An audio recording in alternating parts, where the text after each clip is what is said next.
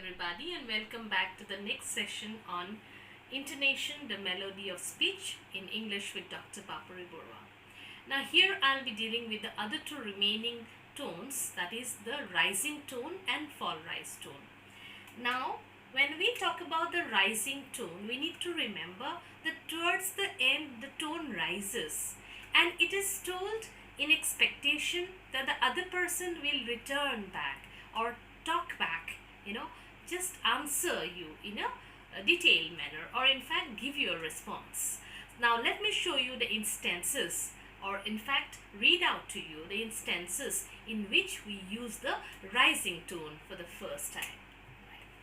Say instances like yes, no questions. Are you loving the weather here? So here we have the rising tone given with this sign there, and the rising tone is on the syllable where. Therefore, the tone rises. Are you loving the weather here?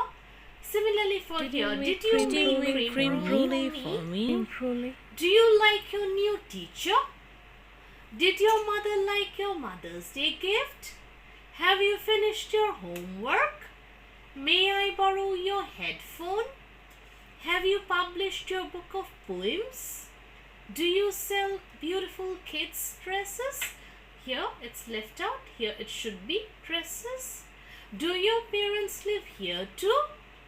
Did you visit Switzerland? So here we expect an answer from the person to whom we are talking, or in fact to whom I am putting forward this particular question. Let's go for the next time. Statement intended to be a question. So it's supposed to be a question. Like normally if I do not put the full stop mark here and I put a question mark, then it becomes a rising tone. But if I put she won't dance with a full stop, I need to tell it with the falling tone. Then it would be she won't dance. But here it is intended to be a question and I expect an answer. Therefore, I'll tell she won't dance. Next, the dog isn't eating. Your mother isn't happy with your results. So you expect this particular statement to be answered in it's supposed to be a question in a way. Next time when we use is when you're using a tag question for clarification. So we want to let the person know that you want more information. Your mother isn't coming home, is she? Now this part you may say with the following tone. It depends. I am concentrating on the last part, the tag question part. Therefore, I've written the rising tone here. I could say your mom isn't coming home, is she? So with a falling tone on home, but with a rising tone on is. Similarly, your aunt knows what role she has to play, isn't it? That's a rising tone on isn't it? We need to submit the homework tomorrow, needn't we? So it's asking for clarification. Or when we are talking about a non-terminal tone group, that means this, if I am talking about till before the comma, it's one tone group, and after the comma there will be another tone group. That means the meaning of this part, the meaning of the first part depends on the second part of the sentence. Therefore, it is known as a non-terminal tone group. Means we need an answer after this to complete the sentence. And that last part will give meaning to this first part.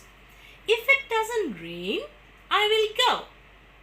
Whenever there is a test, he is very serious. So, I could have told, if it doesn't rain, I will cry.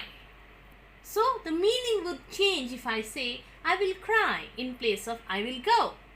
Therefore, it is known as a non-terminal tone group. Nextly, terminal tone group intended as an afterthought.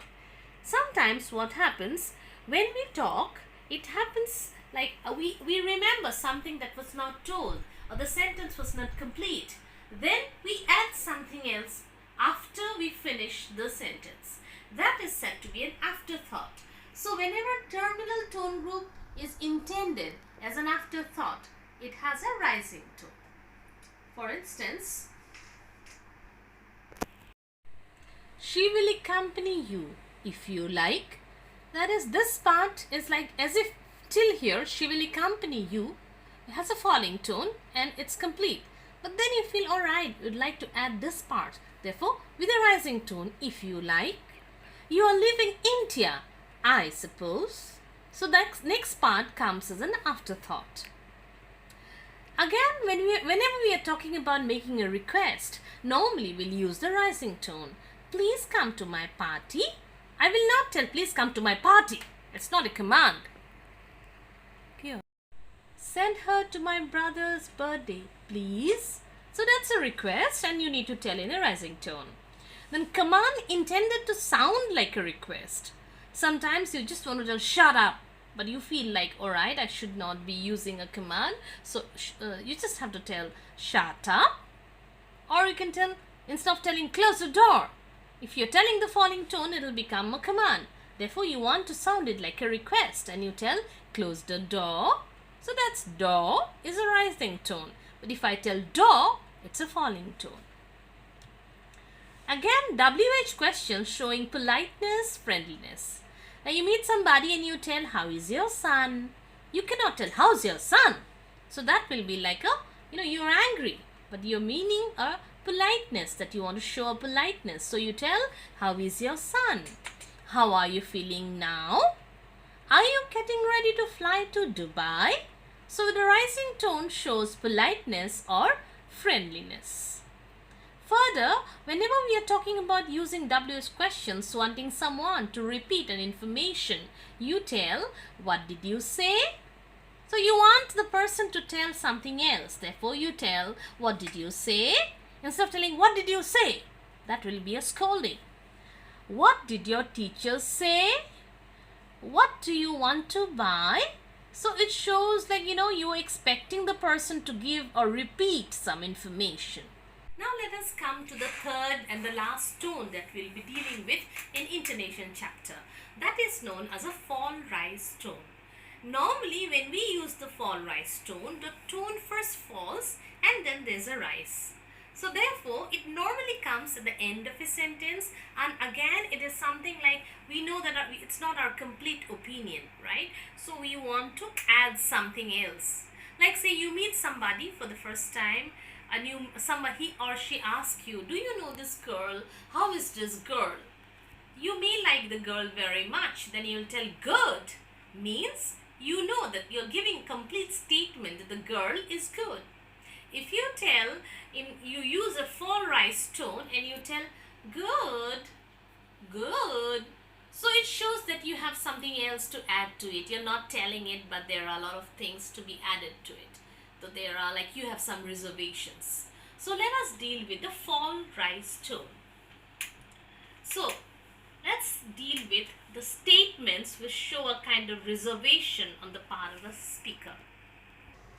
So I already talked about the word good, which can be said with the falling tone good, means complete sentence.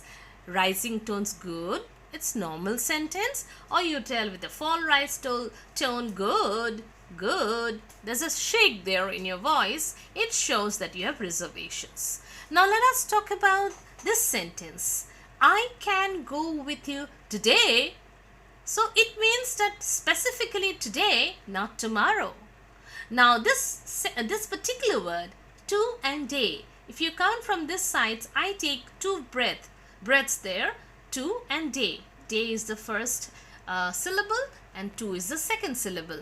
And whenever we tell the word today, always day gets the accent. Therefore, the fall-rise tone, as I always tell, falls on that particular syllable which has the accent. So I can go with you today, not tomorrow. I mean not tomorrow.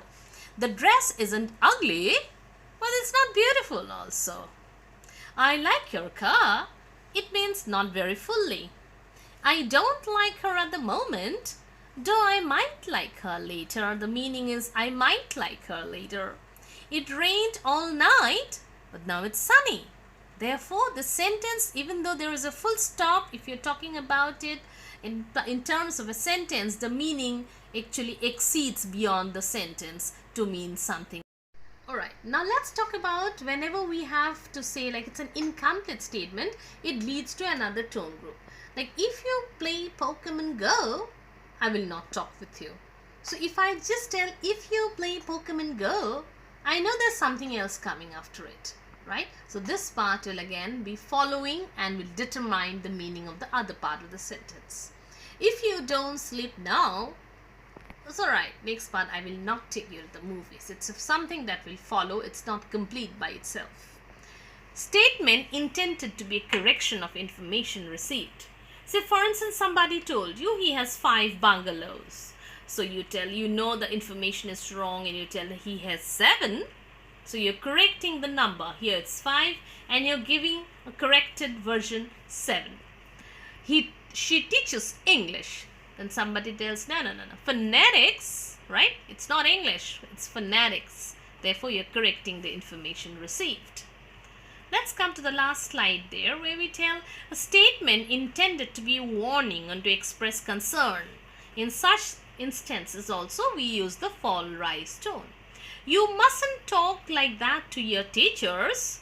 So when somebody tells like that, you feel that, you need to. Now we come to the last slide when we are talking about the instances where you use the fall-rise tone also. Like statement intended to be warning or to express concern, right? So we tell you mustn't talk like that to your teachers. So it's a warning. You better be careful about that. Or say you must come home before night. So if you're late, I'm going to see you. So it's a warning there. You must take a good night's sleep. So again, it's a way of showing your concern for somebody. If you tell you must sleep, so it's like a command. But if you tell you must take a good night's sleep, means you're concerned, right? Command meant to be a pleading request. So it's actually a command, but it's meant to be a request. And you tell, come over for coffee. Coffee, come over for coffee. Or you tell, come as soon as you can. So it's like a sort of a request. It shows like a request, though it's a command, right? With this, we come to the end of the whole session on intonation and the rising tone, falling tone and fall rise tone. I hope you enjoyed these sessions with me, and do get back with any sort of doubts that you have in this area. And with this, we conclude the communication, the ideas of communication I wanted to convey to you. And of course, we'll come back with more phonetics lessons, which will be more scientifically based, and we'll talk about the science of the spoken language. Thank you.